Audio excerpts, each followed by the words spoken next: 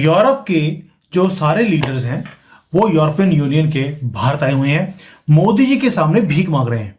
और इससे बढ़िया न्यूज नहीं हो सकती थी, क्योंकि अनबिलीवेबल ट्विस्ट है ग्लोबल पॉलिटिक्स के अंदर। अमेरिका इन्वर्ट हो गया है, चाइना रिलेक्टेंट पावर है, इंडिया ग्लोबल साउथ पर डोमिनेट करेगा। मैं आपको बात बताऊं, India will dominate in the global south. वो रिलेशन अब बढ़ा है यूरोप और भारत का। वैसे तो देखें, फ्रांस से लेकर वो कौन सा कंट्री है यूरोप का जिससे भारत की रिलेशंस ना, उनके तो वैसे ही बड़े अच्छे जा रहे। चाइना नहीं गए हैं दोस्तों हेल्प मांगने के लिए, भारत आए हैं।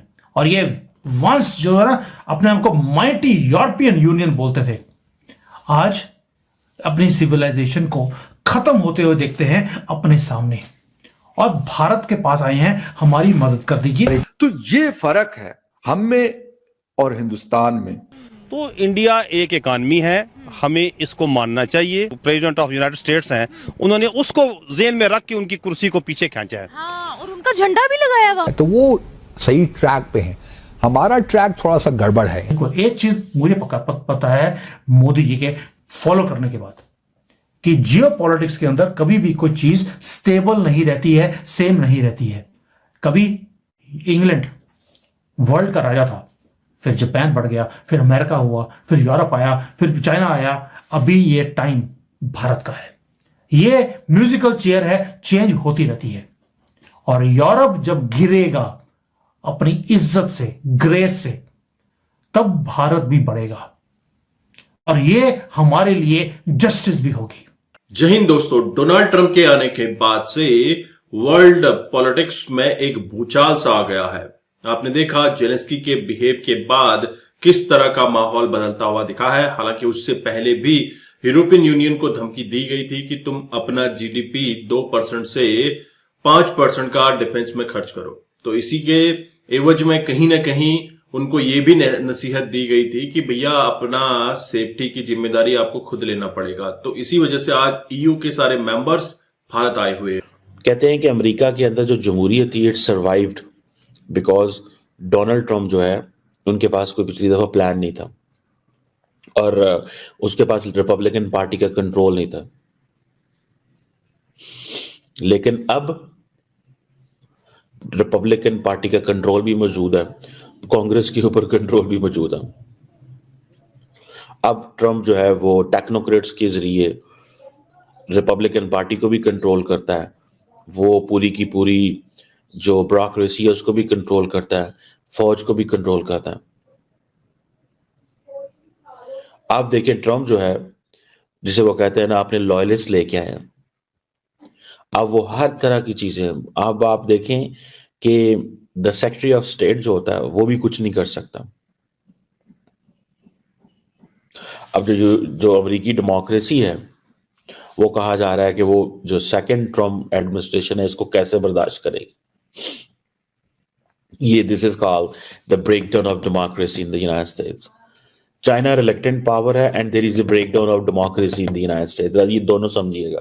तो रीज़न है वो इकोनॉमिक्स है, और इस वक्त जो इंडिया है वो दुनिया की इस वक्त, if I am not wrong, 5वीं बड़ी इकानमी है।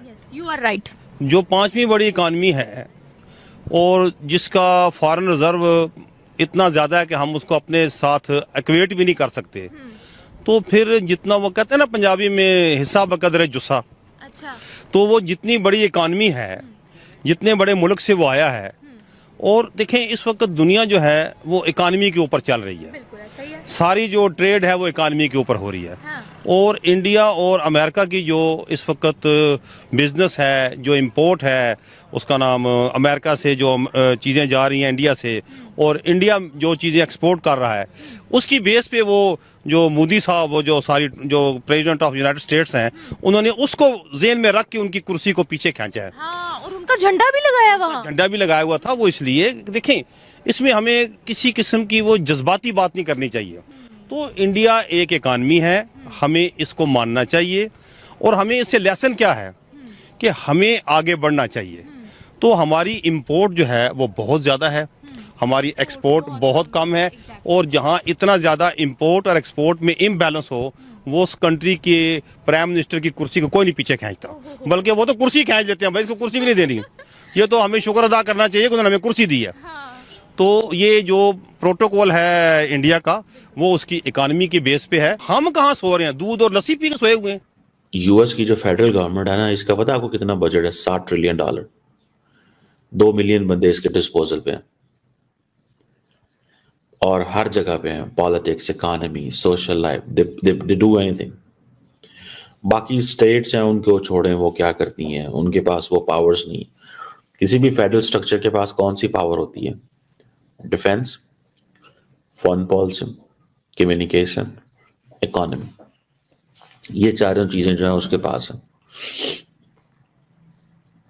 सो ये जो पोलिटिसाइजेशन, वो जिसे कहते हैं ना politicisation and weaponisation of the government, ये बड़ी खतरनाक चीज बन चुकी है। और ये आप समझ लें कि अगली जो आने वाली हुकूमतें होंगी उनके लिए क्या होगा? क्या वो इस सबको अनडू करेंगी? क्या करेंगी? क्योंकि ट्रंप अपने पीछे लगता ही है कि एक और प्लेयर को छोड़ने जा रहे हैं और उस प्लेयर का नाम है जेडी वैंस। जेडी वैंस जो है वो is going to be, you know, is a real player. इस वजह से जब हम देखते हैं कि इंडिया और यूएस के दरमियान जो बायलैटरल टाइज हैं, जो डिफेंस कोऑपरेशन है या बाकी चीजें हैं, वो आगे क्यों बढ़ रही हैं? वो सिर्फ और सिर्फ इस वजह से, मैं ये नहीं कहता कि उसके ऊपर किसी और चीज, पॉलिटिकल स्टेबिलिटी उसमें मस्ट है, मजबूत डेमोक्रेसी उसमें बड़ी बुनियादी रोल ये चीज प्ले कर रही है। डोनाल्ड ट्रंप को पता है कि यहां पे प्राइम मिनिस्टर मोदी मौजूद है, वो अपने 140 करोड़ की जनता को रिप्रेजेंट करते हैं। लेकिन अगर उसके मुकाबले में प्राइम मिनिस्टर शहबाज शरीफ जाते हैं तो बहुत बड़ा फर्क है, बहुत बड़ा फर्क है। मैं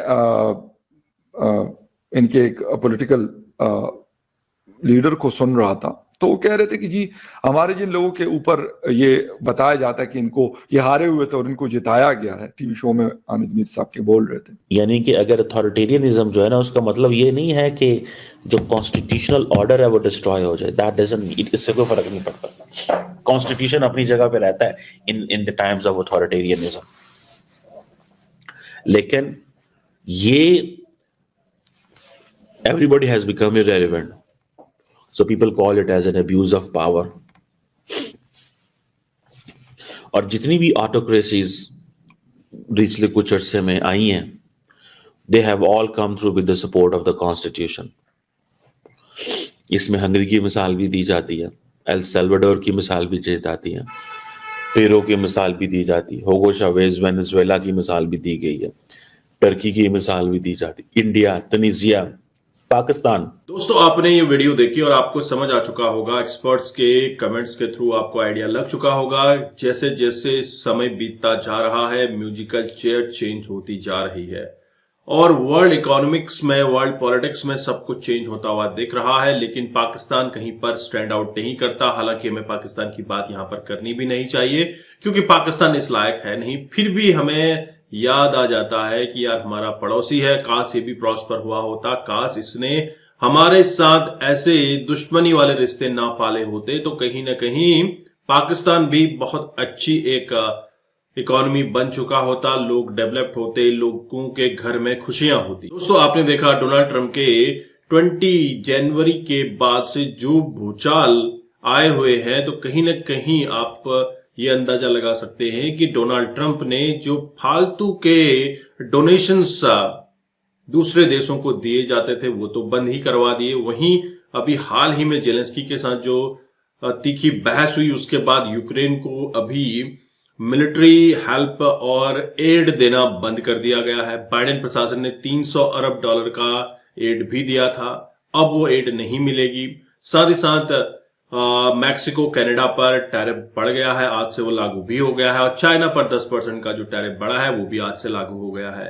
और भारत के ऊपर ऐसा कोई भी प्रतिबंध नहीं लगा है, लेकिन यूरोप को लेकर काफी धमकी दी गई थी। यूरोप को कहा गया था कि तुम अपनी सेफ्टी सिक्योरिटी का बंदोबस्त खुद करो, तो उनको अब डर सता रहा है कि अमेरिका हमारे ऊपर नहीं रहेगा। अगर आप ब्रिटेन की बात करें, ब्रिटेन के पास करंटली मोर देन 25 टैंक्स नहीं है, ये हालत है जो यूक्रेन को कह रहा है कि हम तुम्हें सपोर्ट करें। यूरोप को अपनी सेफ्टी, सिक्योरिटी और बिजनेस की चिंताएं हैं। इसी वजह से ईयू कमीशन आज भारत आया हुआ है, नरेंद्र मोदी से मिल रहा है, मिन्नतें कर रहा है। ये यूरोप दोस्तों भूलना मत, वही लोग हैं जो भारत को सपेरों का देश कहते थे, आज भारत के सामने घुटने टेके हुए हैं। आप क्या समझते हैं, आपके क्या विचार है, कमेंट कीजिए। चैनल पर नए हैं, चैनल को भी सब्सक्राइब करें। हम आपको मिलते हैं अगले वीडियो में, तब तक अपना ध्यान रखिए। जय हिंद, जय भारत, जय श्री राम।